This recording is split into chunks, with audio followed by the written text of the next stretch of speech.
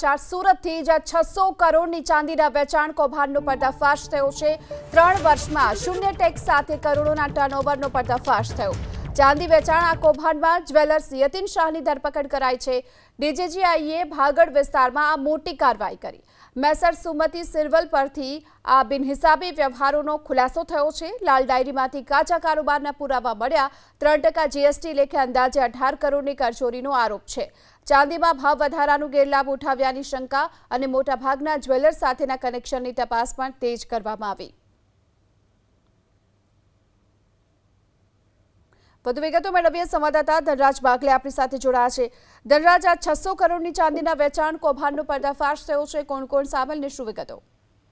જી બિલકુલ, ચાંદીના ભાવ વધતાની સાથે જબરદસ્ત ચાંદીમાં ખરીદી નીકળી હતી, પરંતુ જે પ્રમાણે માહિતી મળી રહી છે તે મુજબ લાલ ડાયરીઓમાં જ કાચા કારોબાર છે એ રાખવામાં આવતા હતા।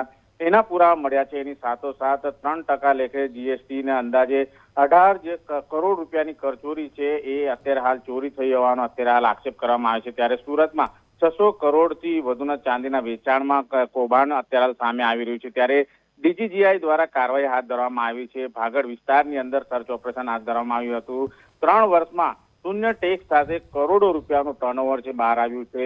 જે જ્વેલર છે યતીન શાહ, તેમની ધરપકડ કરાઈ છે। યતીન શાહ દ્વારા 3 વર્ષમાં કોઈ પણ જાતનો ટેક્સ ન ભરવામાં આવ્યો હોવાનું તપાસમાં સામે આવ્યું હતું। ત્યારે એ બાબતને લઈને કાર્યવાહી કરવામાં આવી છે। મેસર્સ સુમતિ સિલ્વર જે રીતે બિનહિસાબી વ્યવહારો છે એ અત્યારે મળી આવ્યા છે। ત્યારે ડીજીજીઆઈએ અત્યારે તપાસના ધમધમાટ શરૂ કર્યા છે। સાથોસાથ ચાંદીના ભાવ વધારાનો ગેરલાભ ઉઠાવવાની આશંકાને લઈને મોટી કાર્યવાહી છે કરવામાં આવી છે। જોકે અલગ અલગ મોટા જ્વેલર્સ છે તેની સાથે કનેક્શન છે કે કેમ તેની પણ તપાસ કરવામાં આવશે। હાલ યતીન શાહ છે તેને 14 દિવસની જ્યુડિશિયલ કસ્ટડીમાં મોકલી અપાયા છે।